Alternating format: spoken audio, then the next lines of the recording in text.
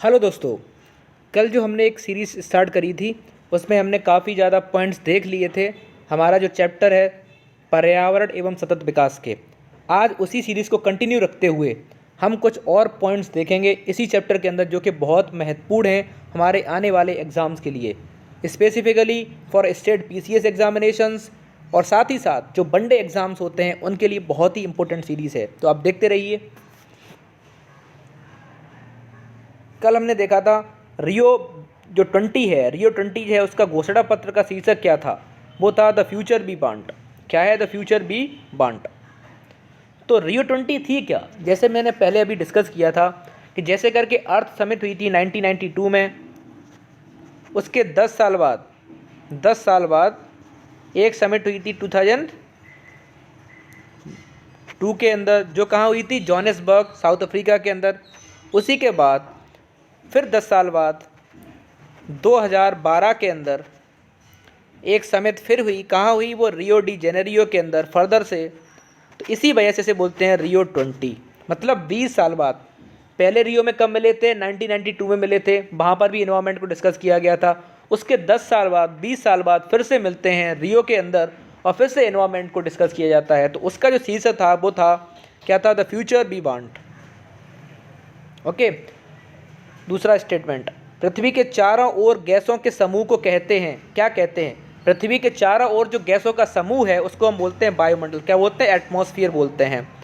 वायु है क्या? वायु एक क्या है? वो एक मिश्रण है, मिक्सचर है। वायु एक मिक्सचर है, ठीक है। अब nitrogen 78%, oxygen 21%, argon 0.93%, carbon dioxide 0.038% इत्यादि गैस पाई जाती हैं। कहाँ पाई जाती हैं? ये सारी गैसें वायुमंडल के अंदर पाई जाती हैं। सबसे ज़्यादा कंटेंट किसका है? नाइट्रोजन 78% है, ऑक्सीजन 21% है, आर्गन 0.93% है, कार्बन डाइऑक्साइड 0.038% है, इत्यादि गैस पाई जाती हैं वायुमंडल के अंदर, एटमॉस्फेयर के अंदर। सेकंड स्टेटमेंट, नोबल गैसों में से वह कौन सी गैस है जो वायु में नहीं पाई जाती है? जो भी नोबल गैसेस हैं उनके अंदर कौन सी गैस है जो कि वायु के अंदर नहीं पाई जाती? तो वो है रेडॉन। रेडॉन जो है वो हमारे वायु में नहीं पाई जाती है। वातावरण में सर्वाधिक प्रतिशत किसकी है? कौन सी गैस सबसे ज़्यादा प्रतिशत के अंदर? तभी हमने देखा कि नाइट्रोजन सबसे ज़्यादा है, उसके बाद ऑक्सीजन है, उसके बाद आर्गन है, देन कार्बन डाइऑक्साइड है। ओके, अगला पॉइंट देखते हैं।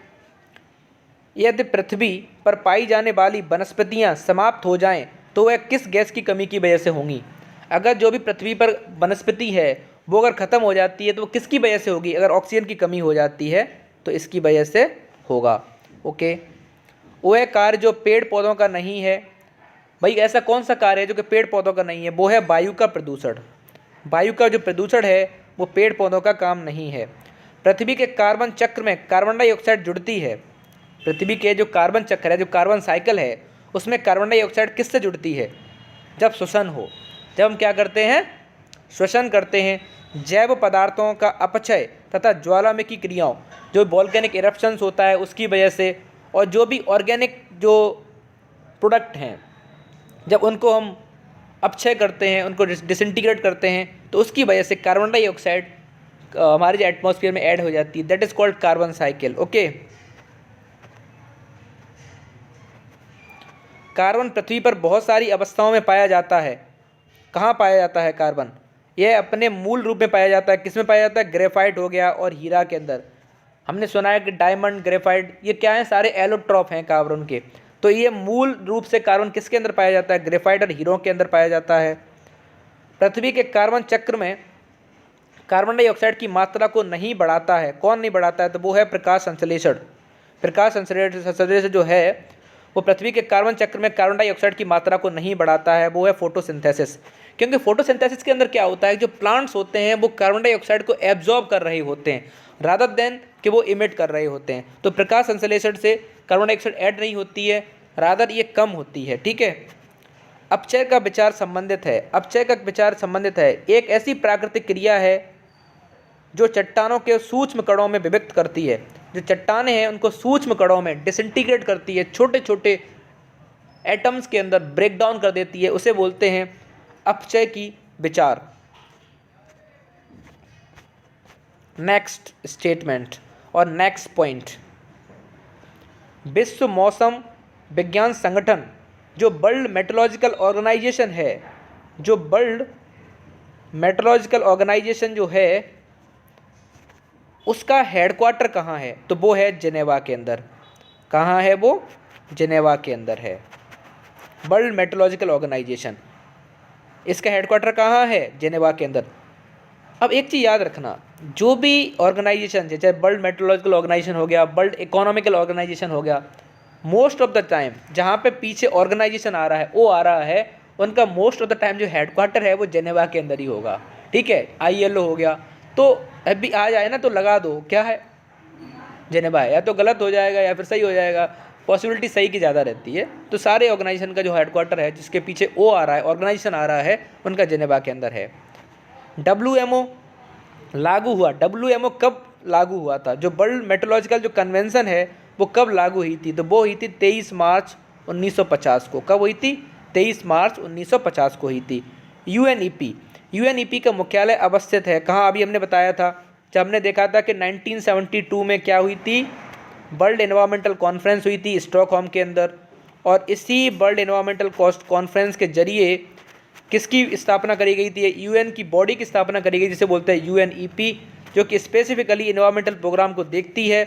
इसका हेडक्वार्टर जो है वो नैरोबी में है। नैरोबी कहाँ पड़ती है? ये है केन्या के अंदर। ओके, तो UNEP की स्थापना कब हुई थी? अभी हमने बताया 1972 में हुई थी। कब हुई थी? 1972 में हुई थी। ठीक है, UNEP की वर्तमान जो प्रमुख हैं वो कौन है? एरिक सोलेम है। Eric Solheim. अभी तो एरिक सोलेम तब थी, अब आप एक बार चेक कर लेना गूगल पर जा करके कि UNEP की वर्तमान प्रमुख कौन है, और उसका आंसर हमें कमेंट बॉक्स में बताइए, हम भी जानना चाहते हैं, हमें भी नहीं पता है। एनवायरमेंटल प्रोटेक्शन जो एक्ट है का पूर्ण रूप है क्या है? जो EPA है इसका पूर्ण रूप है, इसकी जो फुल फॉर्म है क्या होगी? हमने बता दिया, एनवायरमेंटल प्रोटेक्शन एजेंसी। क्या है? Environmental protection agency. एनवायरमेंट को प्रोटेक्ट करने के लिए एक एजेंसी है EPA संयुक्त राष्ट्र अमेरिका की संघीय एजेंसी है, जिसकी स्थापना की गई थी। कब करी गई थी? 2 सितंबर 1917 को EPA की स्थापना करी गई थी। संयुक्त राष्ट्र की एजेंसी है। ठीक है, NEA से आशय है। NEA की फुल फॉर्म क्या है? तो ये है नेशनल एनवायरमेंटल अथॉरिटी। क्या है? National environmental authority. किसकी फुल फॉर्म है? NEA की है। नेशनल एनवायरमेंटल अथॉरिटी किसकी फुल फॉर्म है? ये NEA की फुल फॉर्म है national environmental authority. Okay, Greenpeace International का मुख्यालय अवस्थित है कहाँ है? तो वो है आपका एम्स्टर्डम के अंदर। कहाँ है? एम्स्टर्डम के अंदर ग्रीन पास इंटरनेशनल का हेडक्वार्टर है। ग्रीन पास इंटरनेशनल है एक क्या है? एक गैर सरकारी पर्यावरण संगठन है, नॉन गवर्नमेंटल एनवायरमेंटल ऑर्गेनाइजेशन है। कौन? ग्रीन पास। तो ग्रीन पास बोलते हैं, इसे ग्रीन पीस बोलते हैं। Sorry, I am pronouncing wrong, मैं गलत पढ़ रहा था, प्रोनाउंसिंग तो सही कर रहा था बट मैं गलत पढ़ रहा था। तो ग्रीन पीस एक एनवायरमेंटल ऑर्गेनाइजेशन है। तो इसका जो हेडक्वार्टर है वो एम्स्टर्डम में है। कहाँ है? एम्स्टर्डम में है। इको मार्क उन पदार्थों, उन भारतीय उत्पादों को दिया जाता है जो, ये क्वेश्चन इको मार्क का क्वेश्चन अभी 2021 का जो UPPCS है उसमें इस क्वेश्चन को पूछा गया था, तो आपको ये पता होना चाहिए। तो इको मार्क इन भारतीय उत्पादों को दिया जाता है जो कि पर्यावरण के प्रति मैत्रीपूर्ण हैं, जो कि एनवायरमेंटल फ्रेंडली हों। यही क्वेश्चन पूछा गया था। अब आप समझ सकते हैं कि कितना इम्पोर्टेंट है ये टॉपिक। ओके, इसके क्वेश्चंस पूछे जाते हैं एग्ज़ाम्स के अंदर, तो आपको ये सीरीज़ देखते रहने चाहिए। Okay, bureau of Indian standard द्वारा वर्ष 1991 को दिया जा रहा है क्या? इको मार्क प्रमाण पत्र। तो ब्यूरो ऑफ इंडियन स्टैंडर्ड जो BIS है, BIS ने 1991 से इको मार्क स्टैंडर्ड के जो भी प्रोडक्ट हैं उनको इको मार्क प्रमाण पत्र देना चालू कर दिया था। कब से? 1991 से। जो भी इको फ्रेंडली हैं उनको। पर्यावरण अनुकूल उपभोक्ता उत्पादों को चिन्हित करने के लिए सरकार ने आरंभ किया है। अभी हमने देखा इको मार्क प्रमाण पत्र की शुरुआत करी है। सस्टेनेबल एग्रीकल्चर का अर्थ क्या होता है? सस्टेनेबल एग्रीकल्चर का मतलब क्या है कि भूमि का इस प्रकार प्रयोग करना कि उसकी गुणवत्ता अक्षुण्ण बनी रहे, कि आप लैंड को इस तरीके से यूज़ कर रहे हैं कि उसकी जो प्रोडक्टिविटी है वो कंटिन्यू बनी रहे। ऐसा नहीं है कि आप उसका एक्सेसिव यूटिलाइजेशन कर रहे हैं, आप उसमें एक्सेसिव फर्टिलाइजेशन डालने में लगे हुए हैं जो कि वो अपनी गुणवत्ता खो दे।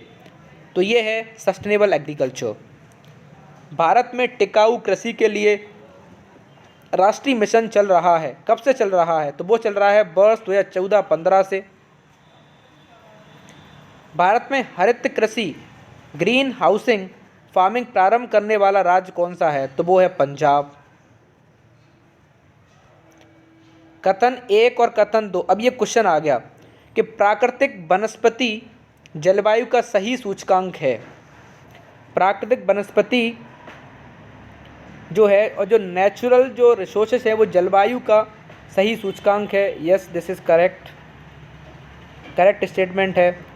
जलप्रिय पौधे आर्द्र जलवायु में पाए जाते हैं, वेटलैंड के अंदर पाए जाते हैं, ये भी बात सही है। आर्द्र जलवायु मतलब जहाँ पे आधी जो लैंड है वो वाटर के अंदर रहती है उसे आर्द्र जलवायु बोलते हैं। तो जलप्रिय पौधे आर्द्र जलवायु में पाए जाते हैं, सही है। दोनों स्टेटमेंट सही हैं। A and R true and R is a correct explanation of A, means A और आर दोनों सही हैं और रीजन करेक्ट एक्सप्लेनेशन है, सही स्पष्टीकरण है ए का। नगरीय एवं औद्योगिकीकरण के क्या क्या हानिकारक हैं?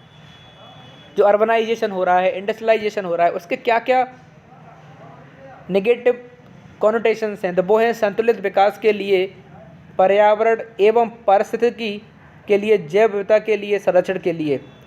राष्ट्रीय हरित न्यायाधिकरण अधिनियम means NGT, national green tribunal 2010 के भारतीय संविधान के जिस प्रावधान के अनुरूप अधिनियम हुए थे, तो ये था आर्टिकल 21 के अंदर। अब ये पूछ रहा है कि भारत का कौन सा संविधान है जिसके अकॉर्डिंग एनजीटी एक्ट को पास किया गया था? तो वो है आर्टिकल 21। ये किससे रिलेटेड है? Right to life.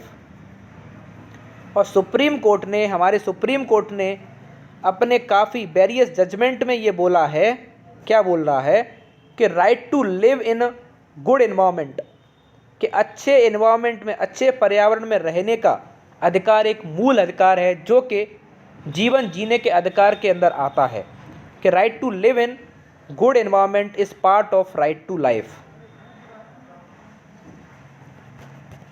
Is part of right to life. किसका पार्ट है?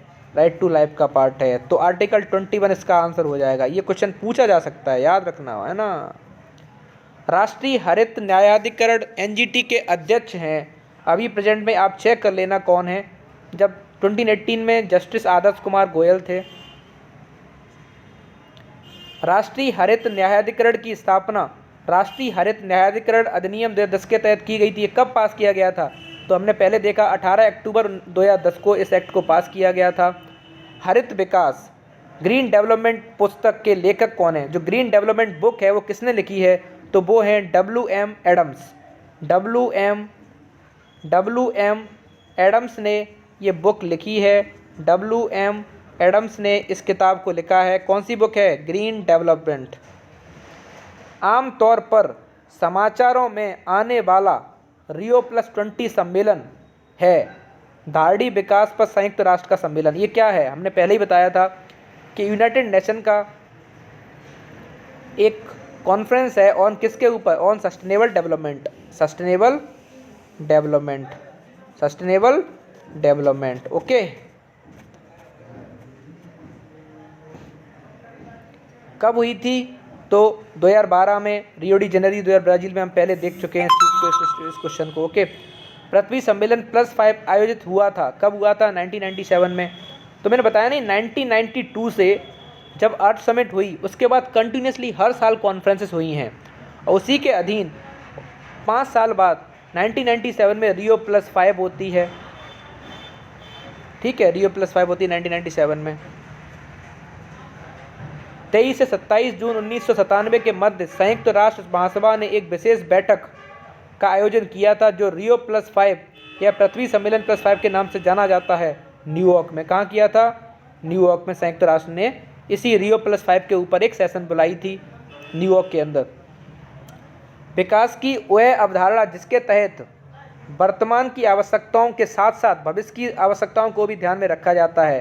तो हम ये पहले ही देख चुके हैं कि जो प्रेजेंट की जनरेशन्स हैं उनके जो आवश्यकताएं हैं उनको ध्यान में रखते हुए, साथ ही साथ आने वाली जो जनरेशन्स हैं उनकी जो आवश्यकता है इनको ध्यान में रखते हुए जब कोई आप विकास करते हैं तो उसको बोलते हैं सस्टेनेबल डेवलपमेंट, धारणीय विकास। धारणीय विकास वैज्ञानिक, अर्थविदों, सिविल सेवकों तथा व्यवसायियों की एक संस्था जो मानवता के समक्ष उपस्थित होने वाली वैश्विक चुनौतियों के समाधान हेतु सुझाव देती है, वो है क्लब ऑफ रोम। वो कौन है? Club of Rome. अर्थ समिति, अर्थ समिति यह पृथ्वी शिखर सम्मेलन स्टॉकहोम सम्मेलन की 20वीं वर्षगांठ मनाने के लिए आयोजित किया गया। इसके सम्मिलित देशों ने धारणीय विकास के लिए एक कार्रवाई आयोजन स्वीकृत किया था जिसे माना जाता है एजेंडा 21 के नाम से। कब एक्सेप्ट करी गई थी एजेंडा 21? 1992 में अर्थ समिट में। अर्थ समिट कहाँ हुई थी? रियो डी जेनेरियो में। ठीक है, किसके लिए होती? 20वीं जो वर्षगांठ मनाने के लिए। किसकी वर्षगांठ मनाने के लिए? जो कि 1992 में क्या हुई थी? 1992 में एक स्टॉकहोम कॉन्फ्रेंस हुई थी, उसकी वर्षगांठ को मनाने के लिए क्या हुई थी? 1992 में अर्थ समिट हुई थी। ओके, याद रखोगे? बोलो याद रखोगे कि नहीं? हाँ बोलो याद रखेंगे। ठीक है, नहीं रखोगे तो फिर क्या एग्जाम है? फिर ऊपर देखना लाइट की तरफ। कई प्रतिरोपित पौधे इसलिए नहीं बढ़ते क्योंकि प्रत्यारोपण के दौरान अधिकांश मूल रोम नष्ट हो जाते हैं। यस, यही बात सही है। अधिकांश जो मूल होते हैं वो ख़त्म हो जाते हैं, इसके वजह से उनका प्रत्यारोपण नहीं होता है। मूल रूम की कोश भित्त मुख्यतः बनी होती है, किसकी बनी होती है? वो बनी होती है सेलुलोज की। किसकी? सेलुलोज की। मूल रूम मृदा से चिपके रहते हैं पैक्टिन के कारण। किसके कारण चिपके रहते हैं? पैक्टिन के कारण चिपके रहते हैं। पर्यावरण अपकर्ष से अभिप्राय है पर्यावरणीय गुणों का पूर्ण रूप से निम्नीकरण, मानवीय क्रियाकलापों से विपरीत परिवर्तन लाना, पारिस्थितिकी विभिन्नता के परिणाम स्वरूप पारिस्थितिकी असंतुलन बनाना। पर्यावरण संतुलन के संरक्षण से संबंधित है वन नीति, पर्यावरण सुरक्षा अधिनियम 1986, एनवायरमेंटल प्रोटेक्शन एक्ट ऑफ 1986।